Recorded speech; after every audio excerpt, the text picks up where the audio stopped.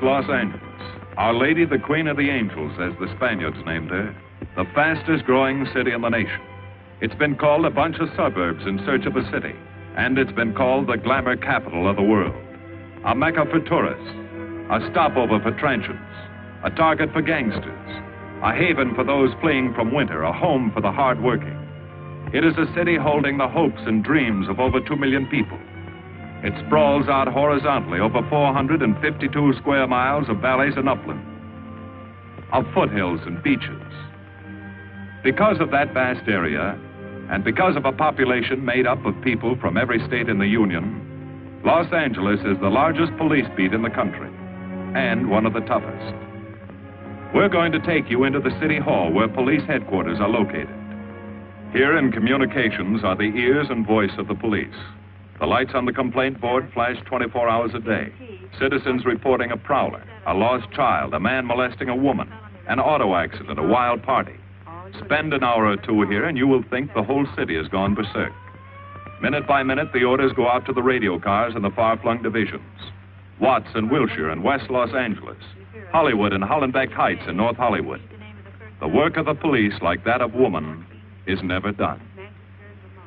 This is the case history of a killer, taken from the files of the Detective Division. The facts are told here as they happen. The story properly starts here in Hollywood Division headquarters at 1 o'clock of a June morning last year. Officer Robert Rawlins had finished his tour of duty and signed out. It had been a tough day. He'd be glad to get home. His wife would be waiting up for him as she always did.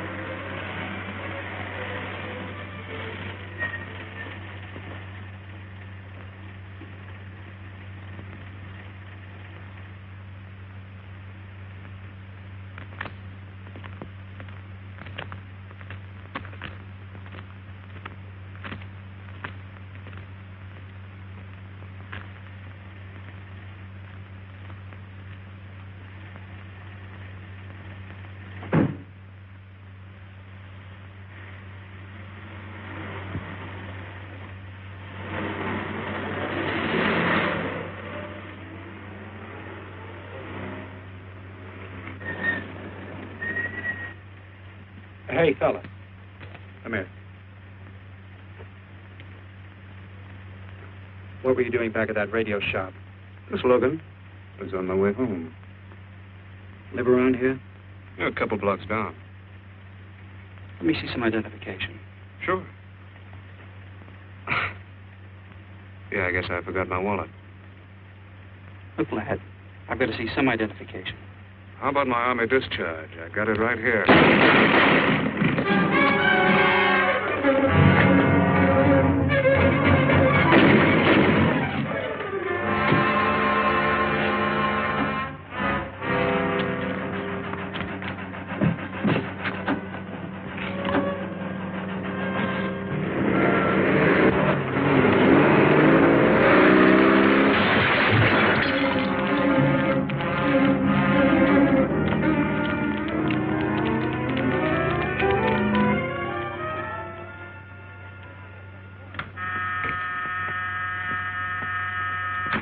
Department, Operator 27. I want to report the shooting of a policeman. Hold on, please. Give me that again, please. I'm calling to report the shooting of a policeman. What's the address? 5057 State Street, just west of Santa Monica. Just a minute.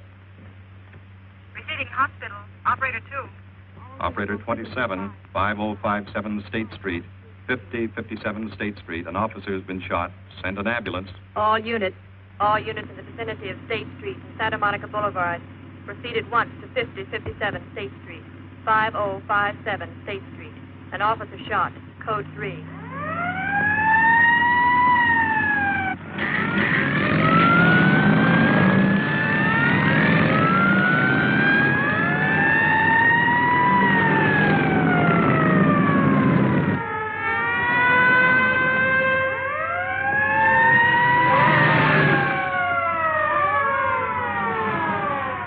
To Control 1. Control 1 to 80K. Go ahead. This is Breen. Instruct homicide to throw out a dragnet and pick up all suspicious characters in the area of the shooting. Also notify Sergeants Marty Brennan and Chuck Jones to report to me at the scene of the crime. Control 1 to 80K. Roger.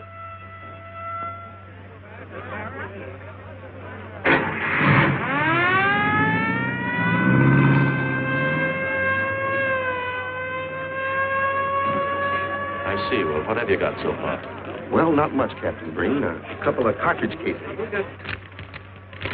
Oh, Marty, Chuck. Hi, Cap. Eyewitnesses? Who was first on the scene? Reported it. I was. I live here. I'm a light sleeper, but my hearing is good. And my Did cat... the officer say anything before he collapsed? Yeah, he gave a description of the fellow. On the shooting of the officer. Suspect is a white male American. Age 26 or 7.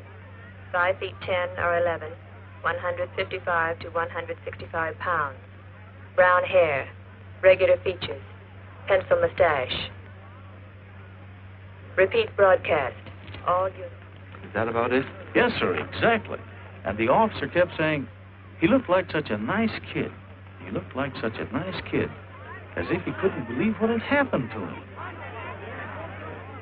I see. Is that all? Yeah. Thank you very much. Yeah, well, anything else I can do, I'd be glad to help you. We may call you. Get his name and address, will you, Bob? This door been checked, Lee? Yeah, it's okay, Captain. Find anything? Nothing but some smudges so far. Found this in the glove compartment. I think it's nitroglycerin. Doesn't look quite right. Well, check it down at the lab. Right.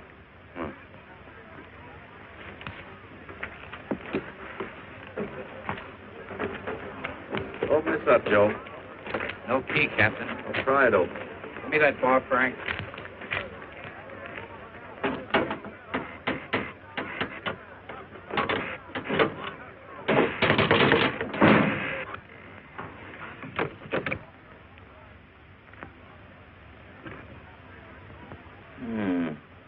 Regular arsenal. Yeah, get a load of that. What is it? I don't know. It looks like some kind of an electrical device. United States Navy. It's either stolen or war surplus. Send all this stuff down to the lab and check the serial number on that Navy equipment. Yes, sir. Captain Breen. We found these in the weeds over by the radio store. What do you got? A pair of cloth gloves, Captain. Well, he thought of everything, didn't he? All right, give them to one of the technicians. Yes, sir. Marty, you and Chuck come along with me. Let's go downtown and see what they picked up in the dragnet. Right.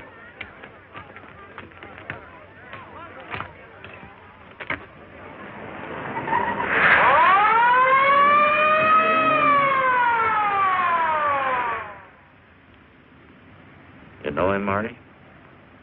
Yeah. I know his wife, too. Ever since high school. Captain, I wish you'd let Chuck and me handle this case. All right. I don't want any dead heroes. I just want the man who shot Rawlins. The suspects began to arrive at headquarters in droves. The police tossed every motel and hotel and many private homes in a 4-square-mile area around the scene of the shooting. Every available radio car and patrolman and detective was out on the dragnet. The strings were being drawn tighter and tighter. Many a man returning from a date or a late party or a poker game surprisingly found himself in a squad car, its siren screaming as it brought him to the detective bureau. The dragnet gathered in some strange fish, and many ordinary ones. All the rest of that night, the detectives probed, needled, questioned, quizzed. Everything was checked. Fingerprints, names, addresses, stories. Every fish in the net was examined. Most of them thrown back into the sea, not worth keeping. Except a few parole violators and slightly shady characters whose stories needed a lot of verifying. I wasn't prowling no cars. Just taking a walk, you know, getting in condition. You were running when the radio car picked you up. Yeah? Maybe that's why the guys call me Punchy. He's got a point there. 2 felony convictions, no warrant, no warrant. He's on parole. Book him, violation of parole. Let's have the next one, Joe. What were you doing in that vacant lot? The vacant lot. Lot? What were you doing with it at that time of night? Ni mỗi mình cũng cho lo ngồi ngồi siêu nổi là ngồi ấy 30 cái年 มีลูกอีไลของงอยsinh thành nghe ngồi thành ca giờ tôi lừa đảo sang gì. You say your name is Ralph Henderson. So what? Well, you know, it's a funny thing, Ralph. There's a guy around this town that's been wearing your fingerprints. Only his name is Pete Hannon. Okay. So I'm dead. So what's one more confession in my life? Now you're talking, Hammond. Okay, Andy. Oh, Harry. What have we got here? Oh, some robbery suspects. Candidates for San Quentin. Handsome here is the big shot. He runs the outfit. Have a gander at his record. Car theft, escape from reform school, robbery, assault with a deadly weapon. Not bad. Look at the heater we found on him. German Luger, fully loaded. Redhead here tried to carve up one of the arresting officers with this pretty toy. Nice boys. By dawn, many minor wrongdoings had been uncovered, and a few incipient felonies. The checking of the suspects had been thorough, painstaking, and tedious. But all the work was for nothing. The man who had shot Officer Rawlins was not among them. He remained no more than a description, a shadow of a man, mysterious, elusive, deadly, hidden away somewhere in the vast city. As for Rawlins himself, he couldn't help. He was in a coma at receiving hospital. Mrs. Rawlins waited out the long, tense hours while her husband fought to live. Many another officer's wife had so waited. Many another will. The word came shortly after sunup.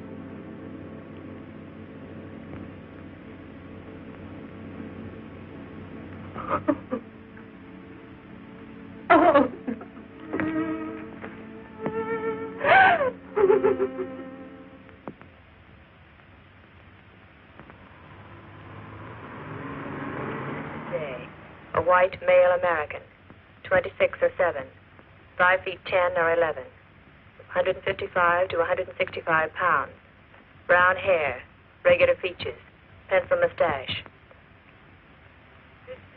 This was no frightened fugitive. What went on in his mind? Why had he set his hand against his fellow men, taken the life of another, of a stranger, of a man who was merely doing his duty? He must have some plan, some goal that called for sudden death to anyone who got in his way.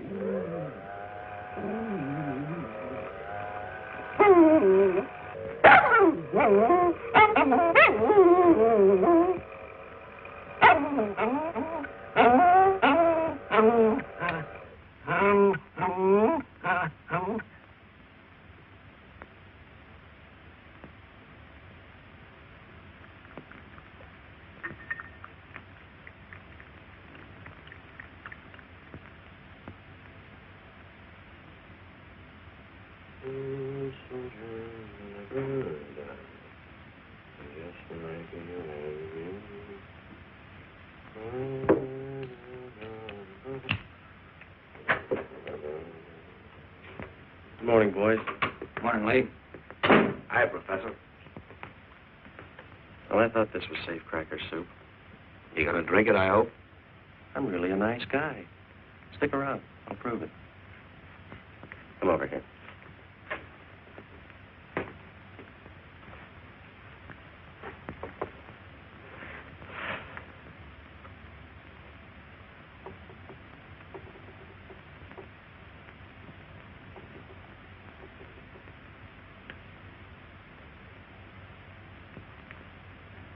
Hold this for me, will you, Chuck? Thank you. Now, if you'll hand me that hammer, Marty. Thank you.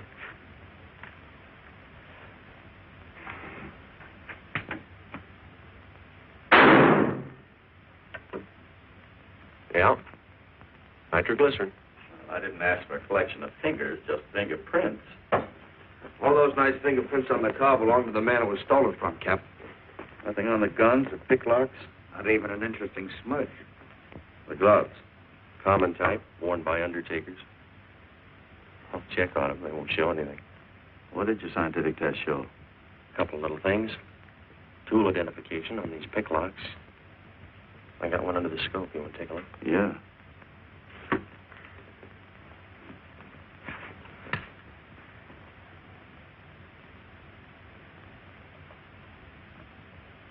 Take a look. I see. Well, it seems to tie the tool up with the lock. If that microscope could only tell us who did it. I'm working on that. No, only an amateur would carry that liquid dynamite in a car. This boy's no amateur. Took the precaution of desensitizing it so it'll take normal shock. Took a lot of other precautions, too. No fingerprints, no identification, nothing definite. Except to the scientific. Knows electricity. Is inventive. Yeah. And happy on the trigger. This is Captain Breen. Get me Captain Stevens a burglary, will you? I hate to disappoint you, Lee, but I think you've come up with something. Hello, Steve. How are you? Did your daughter's marriage come off all right? Good. Look, Steve, on those burglaries of electrical equipment lately, were there any where picklocks were used to gain entry? Good. Well, let me know if there's another report of one, will you? I've got an idea the Rawlins killer may be tied in with those. Fine. And give my regards to the newlyweds, too. So long, Steve. Well, what are you waiting for? You've got a job, haven't you? Get going. Yeah, let's go, Junior. Hold this for me, will you, Lee? Thanks. And so, with no fingerprints and only a vague description to go by, Sergeant Brennan turned to the modus operandi file. A criminal, like any human being, has his own habit patterns, unconscious traits that can lead to his downfall.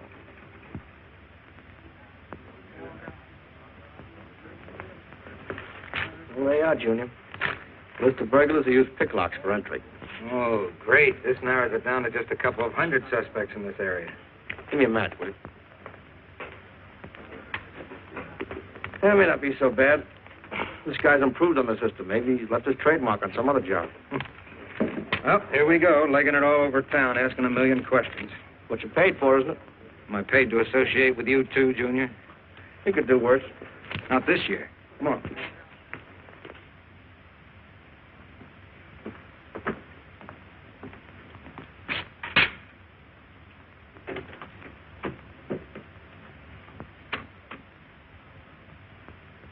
Car 12, car 12, in the 10,000 block on Mississippi.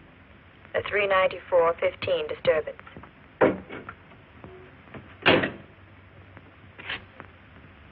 Car 80K, code 1.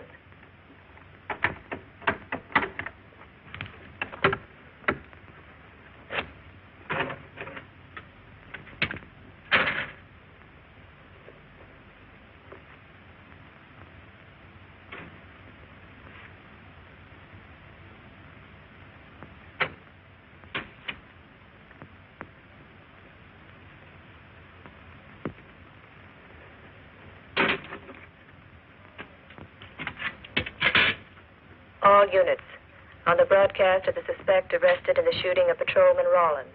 Cancel the cancellation. Suspect released from custody.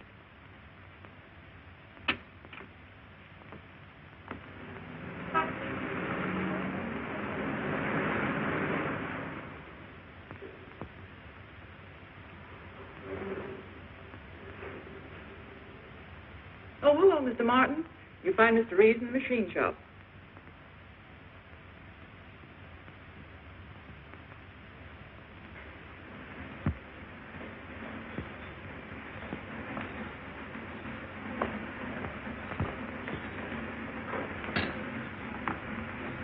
Hello, Roy. Glad to see you. How are you, Mr. Reeves? Hi. I was hoping you'd drop in. I wanted to thank you for showing us how to handle that repair job. Helped a lot.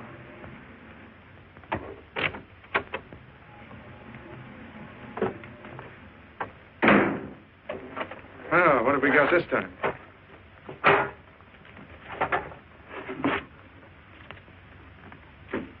A sewer grab.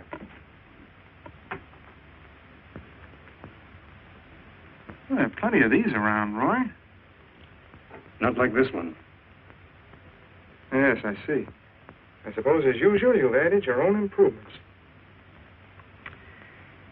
You know, it seems wrong that a man of your talents should bother consigning equipment for rental. I'd like to see you devote yourself entirely to experimental electronics. It'll come one day.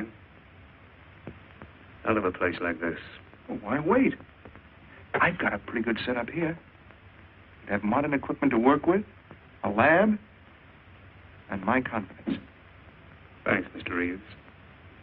I have other plans. But, Roy, you can't tell where it'll lead. Might even work your way around to a percentage of the business. I like it this way. You just rent out my equipment. All right. All right. But if you should change your mind... I'm not likely to change my mind. I suppose you want me to set this up for rental, too. Mr. Reeves, you've already got 5 pieces of my equipment. You'd like to know what results I've had from the rental so far, Well, I can't say as I blame you. I think you'll find this satisfactory. Satisfactory. Goodbye, Mr. Reeves. You'll come back again soon, won't you? Sure. Oh, incidentally, how's that television projector coming along? The one you said would reflect a 12-foot image. Still working on it. I just wanted you to know I've already set up a rental on it. In fact, I think they'd like to buy. It'll come pretty high. Oh, money is no consideration with this customer.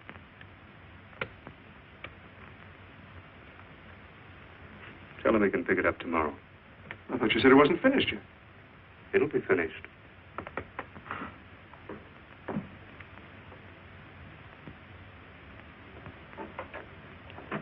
It uses an image fixer and then projects by ordinary incandescent. Roy, this is the best television projector I've ever seen. Let's hope that your customer thinks so. He will. Yes? Send him right in, Charlotte. There, you see, our customer is here, begging for the privilege of buying. Better be running along. I'm not much good at business. Oh, but Roy, he'll want to congratulate you. Just see that the price is right. All right, Roy. I'll get you a good deal. So long. See you.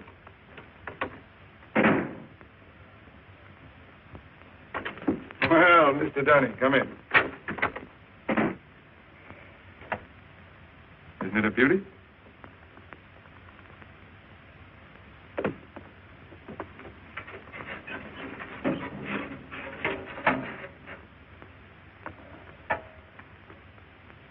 It's a beauty, all right. You like it? I certainly do like it. You see, it's mine. What do you mean? Let me have the police. I built it. Spent years on it. Oh, you must be crazy. Roy built this machine himself. Your friend's a crook, Paul. You've been taken in. Hello? Give me the burglary detail. Dear Jim, regarding your inquiry on a 38 caliber Smith & Wesson revolver, oh, come in, boys. Burglary detail just sent this report through. There's a man named Dunning reports tracing a stolen television projector to the Reeves Electronics Lab. Think it's a tie with the Rawlins case? Well, take a look at this fellow Reeves and see what it gives. I'll notify burglary we're following up on it. Right. Come on, Junior. What else did he place with you for rental? Oh, a number of things. All war surplus that he bought on his veterans rating. Oh, is this more of his equipment? Yes. Yes, he left it here on consignment. I'm sure that Roy can explain everything. Well, maybe he can, Mr. Reeves, if you'll tell us where he lives. But I don't know. Mr. Martin's on the phone, sir. I'd better talk to him. I think so, Mr. Reeves. I'll take it in the superintendent's office.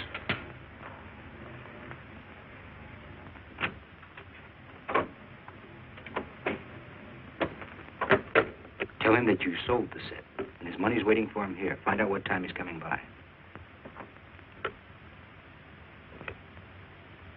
Put Mr. Martin on.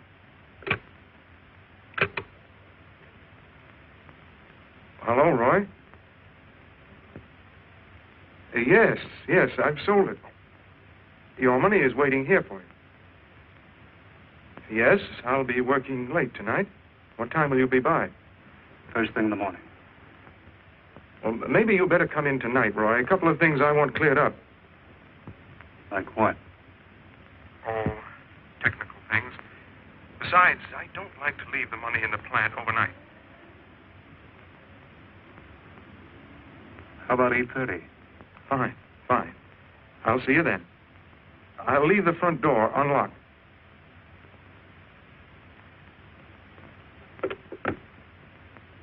You'll be here at 8:30.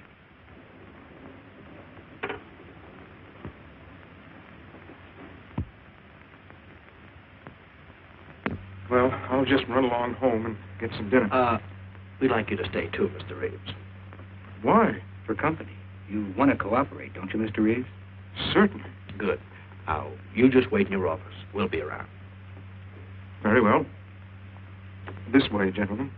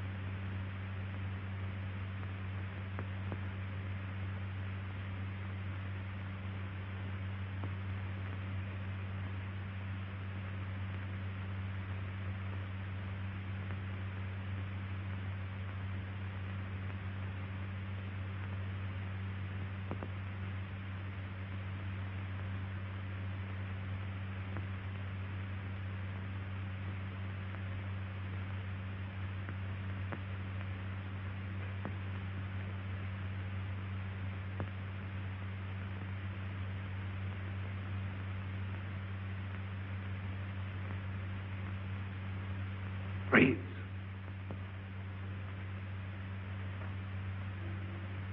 That you, Roy? Go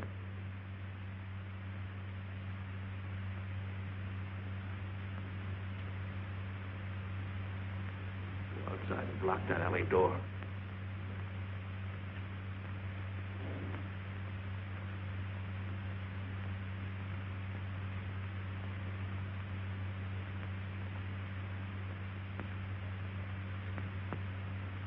Where are you, Roy?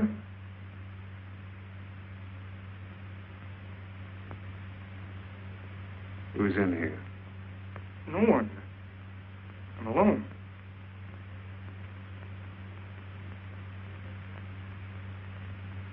Come on in. I've got your money for you. Bring it out here. All right. Just a minute.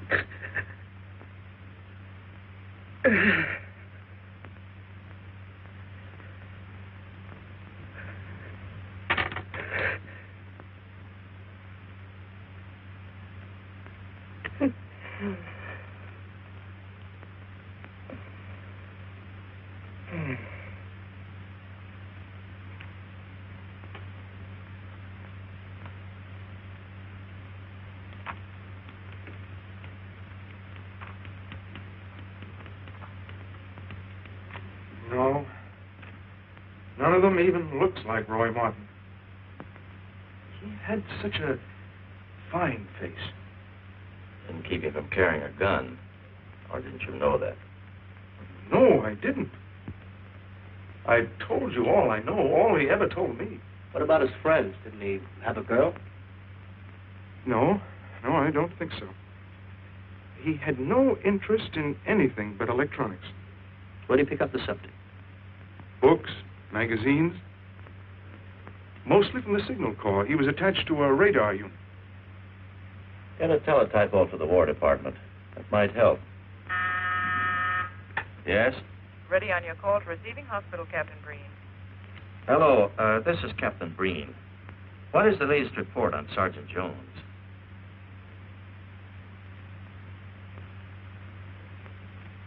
I see. Well, let me know if there's any change, will you? Thanks. Chuck's in pretty bad shape, Marty. He's paralyzed. May never walk again.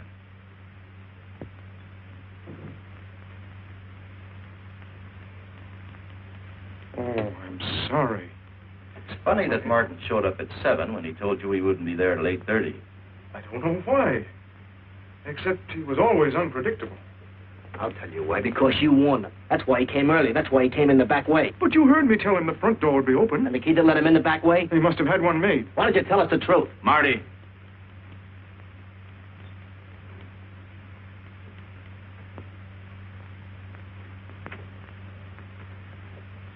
Now, look, Paul. You can make it a lot easier for us to believe your story if you'll just give us some facts. Something that might help us. I told you all I know. I've been gullible, all right, letting him make a fool of me. But I'd do anything to make up for what he did to Detective Jones. Sure you would. You can go now. Oh, thanks. Thanks. My friends, they can vouch for my character. That's good. We'll call you if we need you. Thank you very much. I think he's telling the truth, Marty. I think he's just gullible, like he said. What about the stolen stuff he was trying to peddle for Martin? We'll use it for bait. Maybe Martin will come back for it. Then we can ask him. Here. Nevertheless, I want a 24-hour tail put on Reeves, and I want a watch on his home and his factory. Right. You can keep those. Okay, Cap.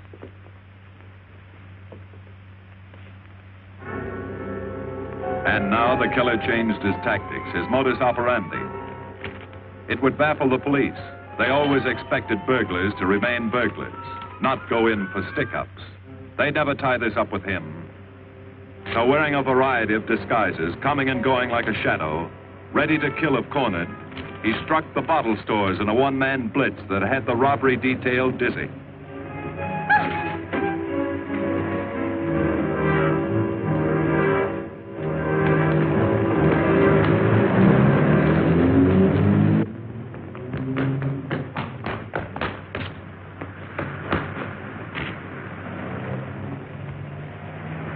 The killer, always resourceful, always thinking along lines that would baffle his hunters, had discovered an ideal avenue of escape.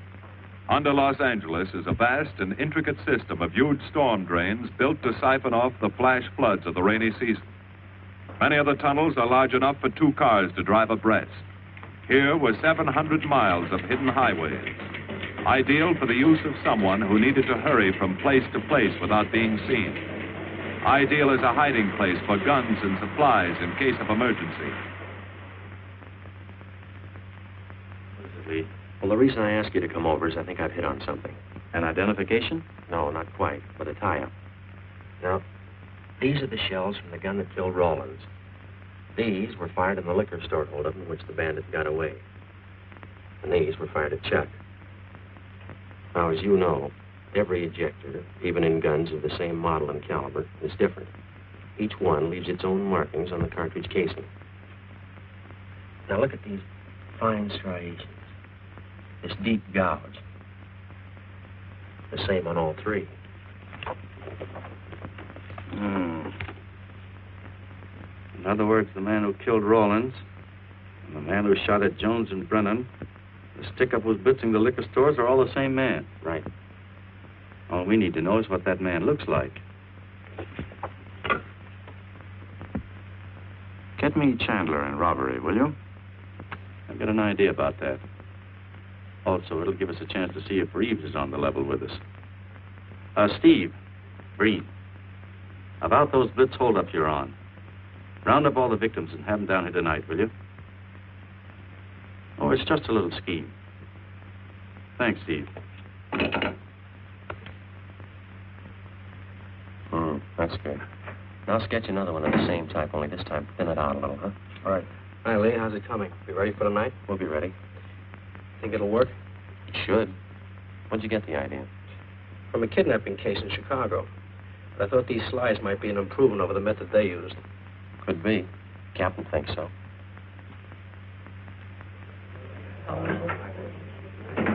Good evening, ladies and gentlemen. May I have your attention for a moment, please?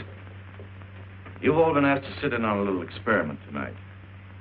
We're going to try to build a picture of a face. A face of a man who's cunning, resourceful, and deadly. He's a man who killed a police officer. Now, some of you he held up at the point of a gun. You may have seen his face, remembered something about it. And we want you to tell us exactly what you remembered. Whether it's his hair, eyes, nose, or mouth. And we're going to try to put those pieces together so that they add up into a picture of the face of the man we want. Now, you can see how we're depending on you. Lights? Now, first, we're going to concentrate on the type of hair our man had. And if the picture looks anything like his hair, I want you to speak right up. All right, the first slide, Lee.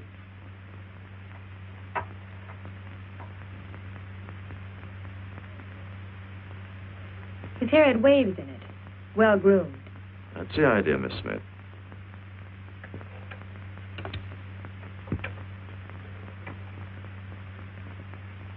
Is that any closer? No, it was parted on the side.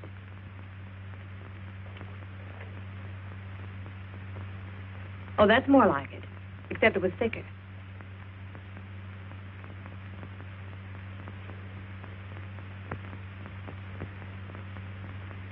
Oh, that's very close. Yes, that's the way his forehead looked. It was broad and high. All right, hold that slide. Now, the next series of slides will take into account his eyes.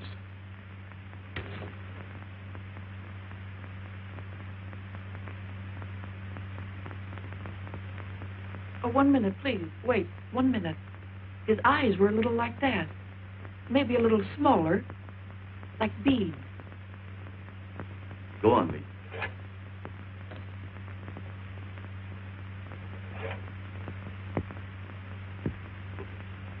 Now you've got it. Now, hold that slide, Lee. Anyone else? That looks like him, only a little madder. He had a patch over one eye when he come into my place of business. I remember noticing that the one showing was blue. Well, the guy that stuck me up had on horn-rimmed glasses. He was wearing a Band-Aid across his nose when he knocked me over. Uh-huh. All right, hold that, Lee. Well, so much for the eyes. Go ahead.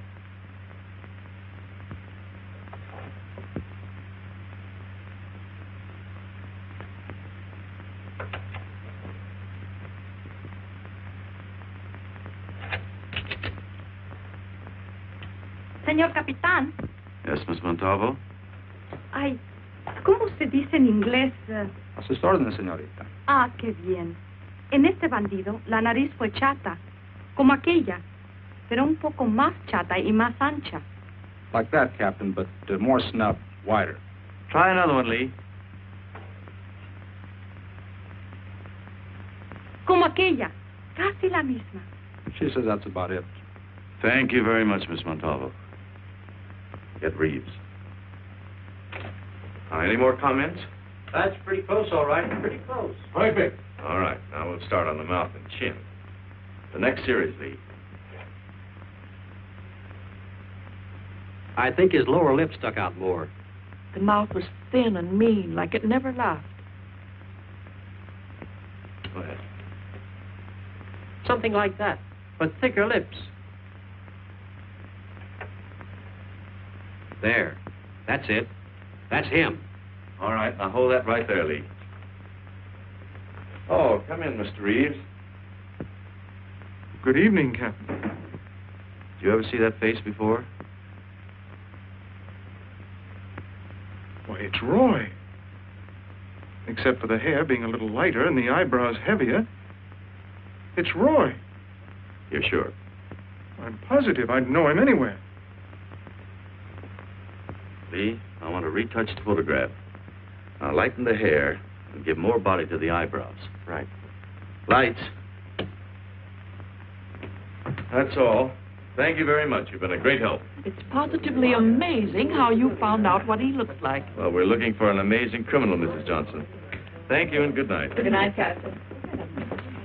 And so the face of the unknown killer, built up from fragments of evidence, was sent out all over the country.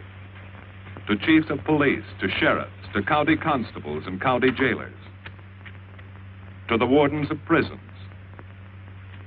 to all postmasters and postal inspectors, to the agents of the Treasury Department, to the FBI. They showed that picture to the inmates of jails and prisons, to men with a wide acquaintance among the cat burglars and the violence boys. Informers and con men and sharpshooters were quizzed, those on the fringe of crime and those deep in the rackets. Many wanted to help. Nobody could. No one in the underworld recognized that mysterious face. He was as unknown as if he had lived in the 16th century.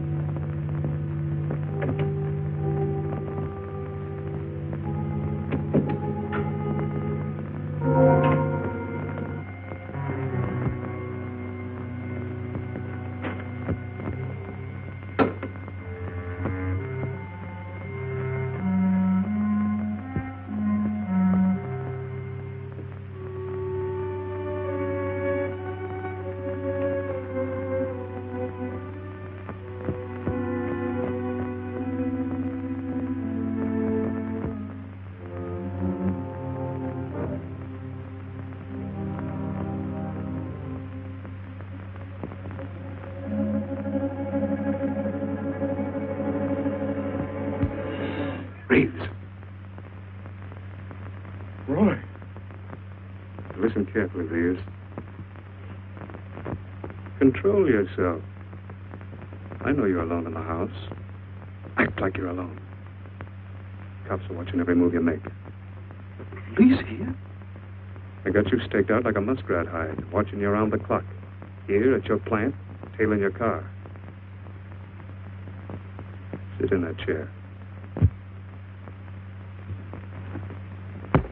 Pick up 3 books.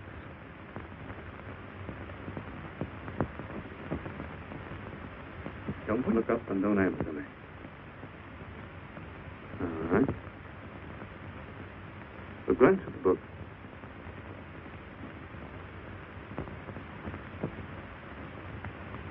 Pick one of them.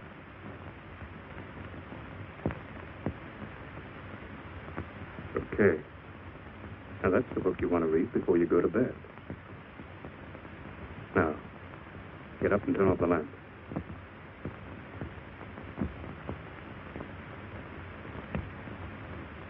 Come here.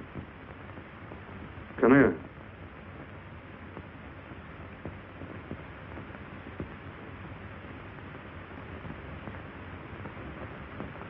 Go in the den.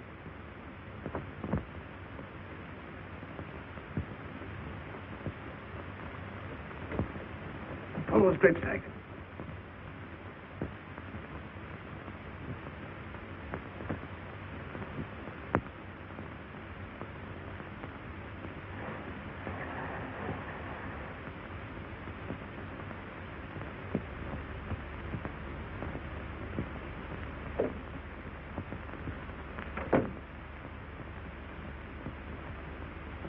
Now get away from them.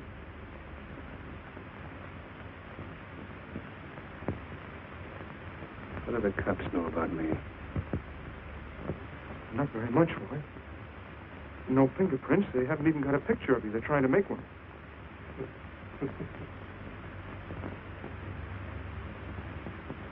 How much cash you got in the house? None. I never keep any cash in the house. It isn't good business. Suppose you think it was good business letting me walk into that trap. No, I know. Don't do anything you'll regret. Now listen to me. It isn't too late. Give yourself up. Come to your senses before you kill someone else.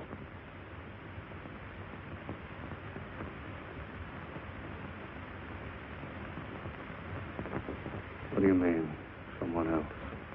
What do you mean? Nothing. The two officers, they said one of them might die. But he's still alive, isn't he? Reeves?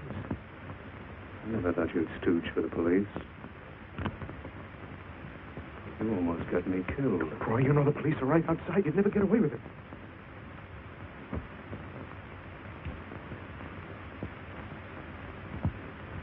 That's right. Now you're being sensible. I know there's money here. Where is it? Don't worry. I'll get it.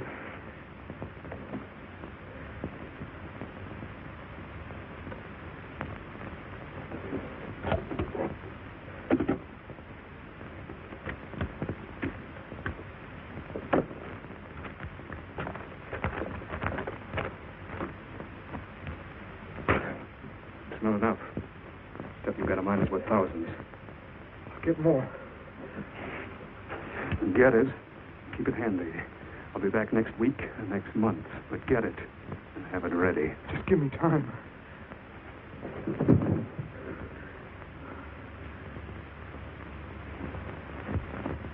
Oh! Look, I don't want policemen outside my house following me around. That's what made Roy suspicious. I'm leaving in the morning. I'm afraid I'll have to disappoint you, Paul. Unfortunately, you're our bait. I won't do it. I've done enough. Look, no one's done enough until we find this killer. I asked you to keep a sharp lookout on this house, Marty. I did.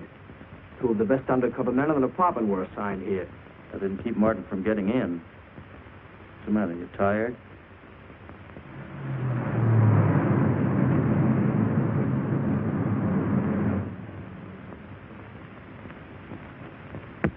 You got any idea how long you've been on this case, Marty?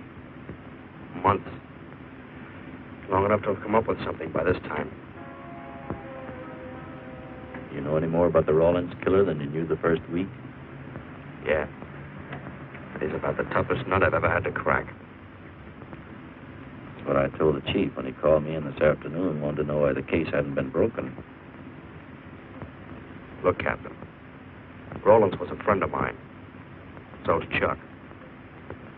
I've got a bigger stake in this than the chief knows. I'm doing everything I can. Well, it's afraid it's not enough, Marty. Maybe you're too close to it to see it clearly. Maybe it needs a fresh team, a new viewpoint. I think you better take a couple of weeks off, Marty. Starting tomorrow. Anything you say, Captain.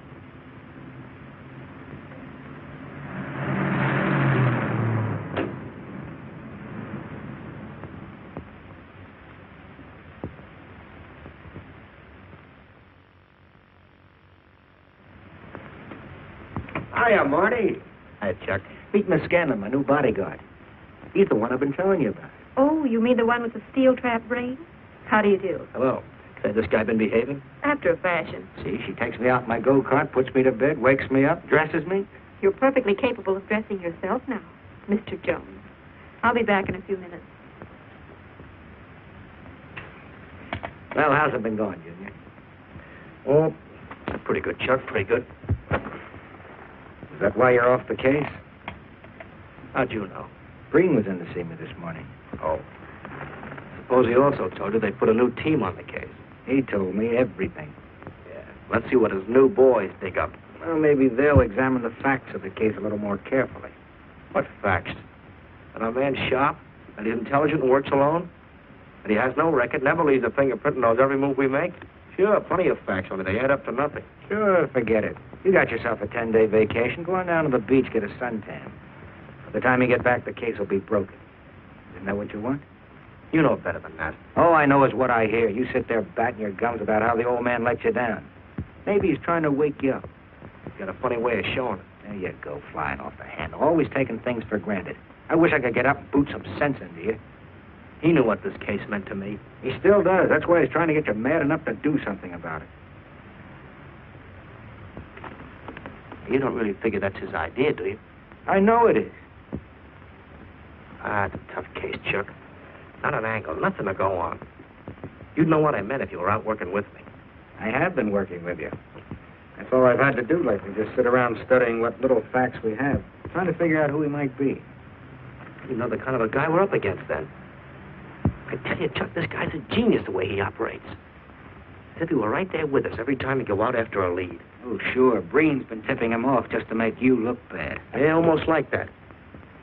Well, he beats us to the punch every time. There's your angle. You just hit it on the head, but you don't see it. Look, start at it. 1, he's unknown to the underworld. 2, he beats you to the punch, right? And 3, it's almost as if he were with you. Isn't that what you said? Yeah? We'll tie that up with a lot of other little things, like the fact that he uses a police gun and the accuracy of the shooting. Anybody could buy a police gun, and the Army could have taught him how to shoot. Yeah, but who taught him how the police operate?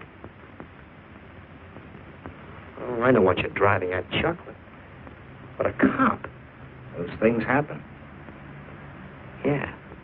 Now, if I were still in the case, I'd start with our own department first, then Santa Monica, Culver City, Burbank, Pasadena. See you later, Junior. Hey, don't let him out of your sight, beautiful. It's the first time in years he's used his head.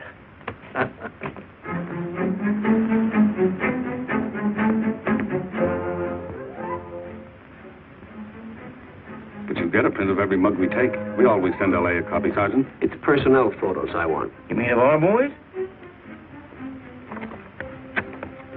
That's Rawlins' killer, isn't it? That's right. You checked your own department. We did that first.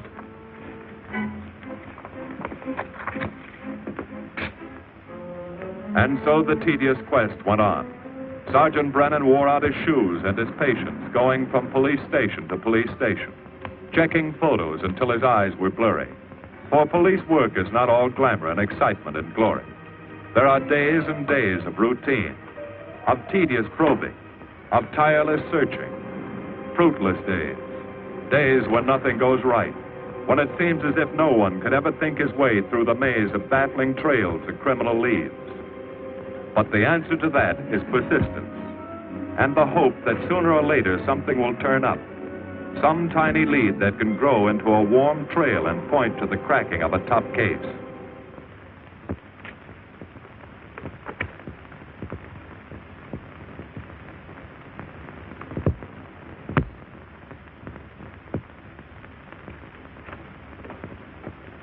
Well, that does it, boys. Can't say I'm sorry you didn't find him in here. I'd hate to think it was a cop. Doesn't seem to be anybody. Just a lot of pieces of a face that never existed. Would you mind if I see that again? Sure, frame it. Put it on your dresser. Wait a minute. He wasn't a cop. He was a radio technician right here in our dispatch office. What did you say? I'm saying he worked here in 42. Well, come on, give. I remember the kid well. He was sort of strange, never bothered with anyone in the department, just kept to himself. But he was in line for promotion when he was drafted. Where was he living at the time? I don't remember. Try the dead files. He never asked for his job back after the war. I remember writing to him about it, though. He was an excellent worker. Oh, yeah, here we are. Yeah, this is it. Took a while before he answered, but like he says in the letter, he wasn't interested.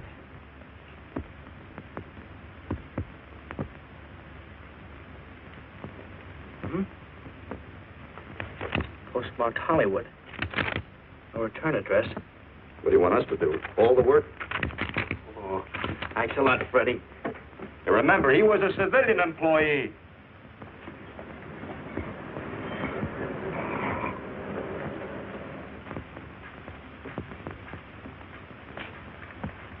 Well, how about it? Anybody recognize him? Not on my route. I never saw him before. Okay, fellas, thanks very much. I thought for a minute... He had that face. I wondered. Yeah? Well, this may not mean anything, but he looks like a guy that's on my route. He never gets any mail, but I see him around here all the time. He lives in one of the courts. Where? Come on, I'll show you. It's not that easy. What time does your route take you past those courts? About 9 o'clock. Why? Just thinking.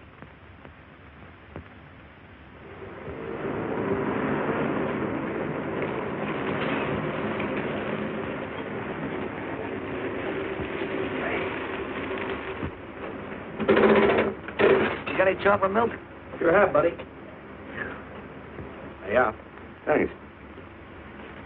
What's your parking? Straight on back. Second in the yell. Number 7. Right. Kind of warm today, huh? Oh, it's not too bad for this time of the year.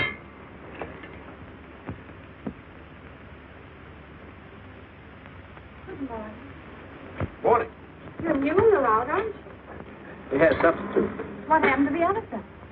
Sick. Oh, what's the matter with him? I don't know. I catch everything.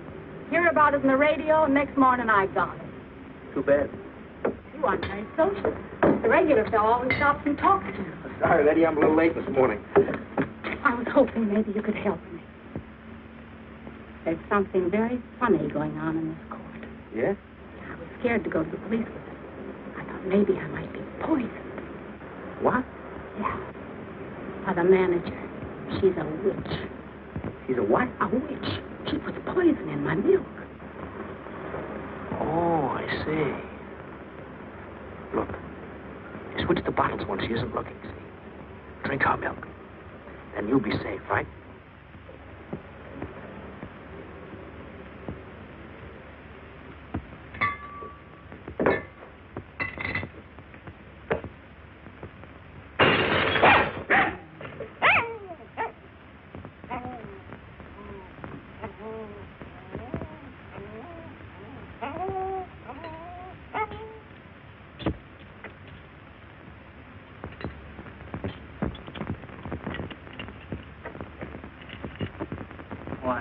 Had a little accident.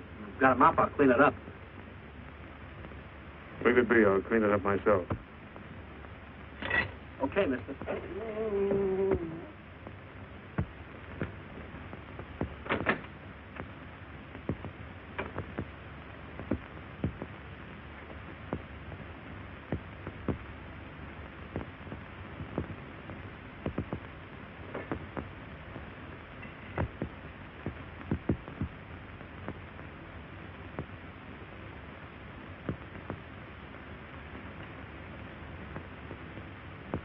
place is called Bellevue Court. I drew this from memory, but it's pretty close. That's where he's hiding out, right there. You sure he's our man, Marty? Captain, I couldn't go wrong on that face. He's our man.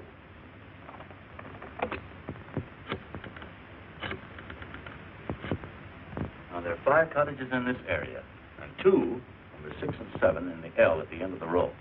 Our man lives in number 7. This building department plan will show you the whole layout. It's bounded on 3 sides by Fuller, Santa Monica, and Poinsettia. Now, the court is partly surrounded by a high wall. Breen, homicide. Good, you keep your eyes open until we get there. Morgan has just gone into his bungalow alone. Any questions? All right, you all have your instructions. Let's go.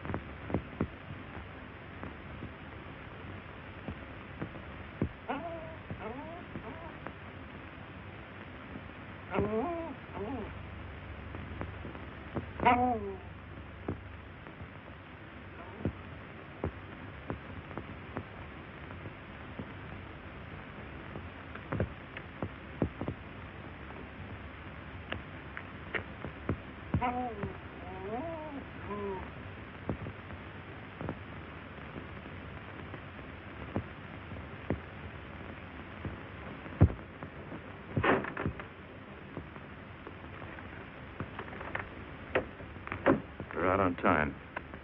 Wait 5 minutes. Go around and block the side entrance. Keep your lights off.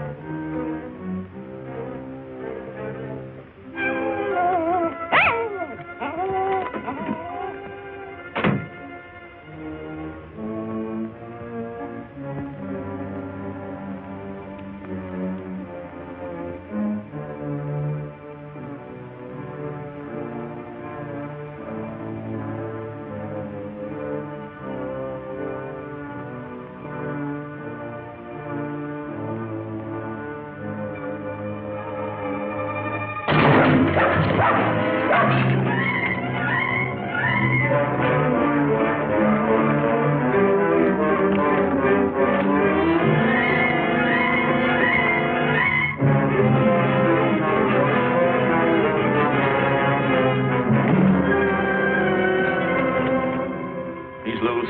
I want a radio car in a hurry.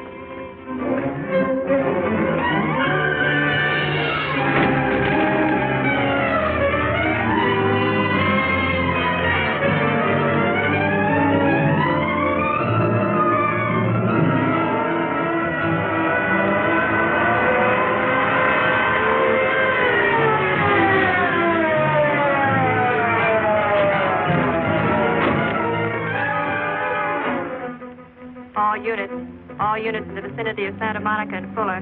The murder suspect in the Rawlins killing is at large.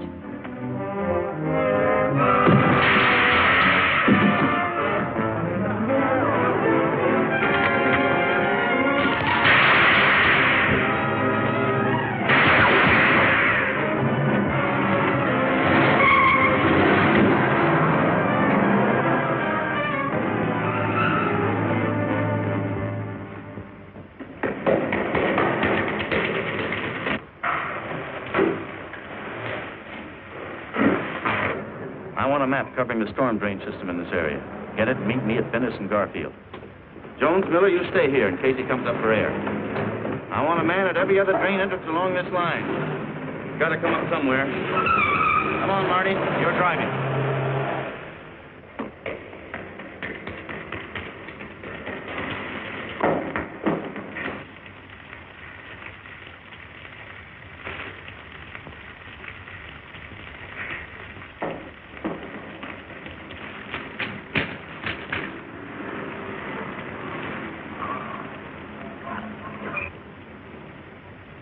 Keep this drain covered.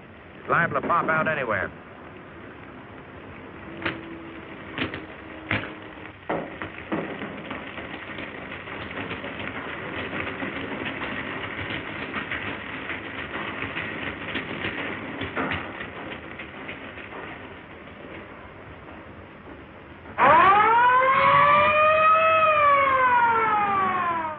Why Venice and Garfield, Captain? It's the main intersection of the system. We can head him off that way.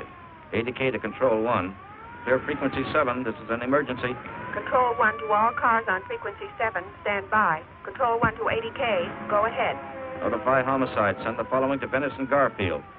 4 squads, battle lanterns, gas mask, tear gas. Urgent.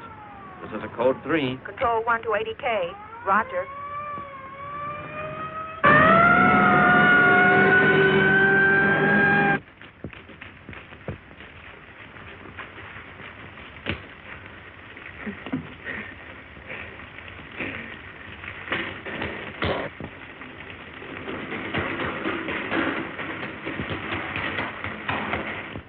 Probably head down this main drain to where it comes out at the Rio Hondo.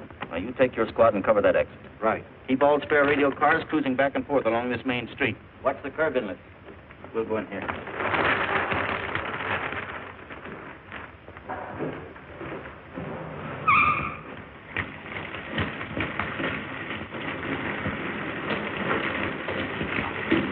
Any sign of him? No. We've searched every foot between here and the Rio Hondo outlet. And he must be up ahead.